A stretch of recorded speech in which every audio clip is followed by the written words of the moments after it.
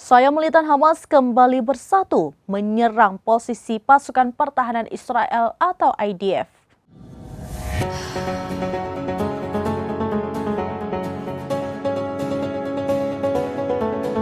Sayap militan Hamas kembali bersatu menyerang posisi pasukan pertahanan Israel atau IDF.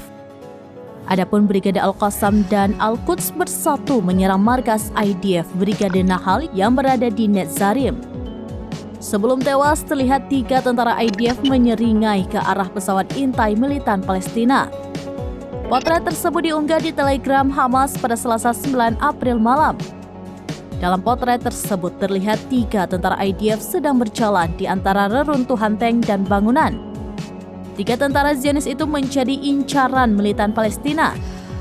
Terlihat seorang tentara IDF menyeringai ke arah drone Brigade Al-Qassam dan Al-Quds.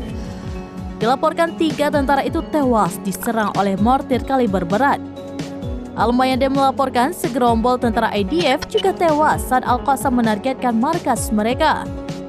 Pangkalan militer Israel hancur lantaran diserang rudal militan Palestina.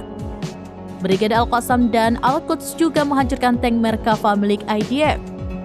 Meski begitu, Israel belum memberikan tanggapan apakah serangan itu menimbulkan kerugian signifikan atau tidak.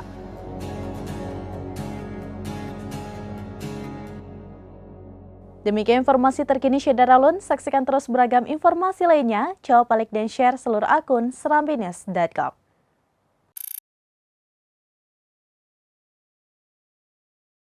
Download Tribun X sekarang. Menghadirkan lokal menjadi Indonesia.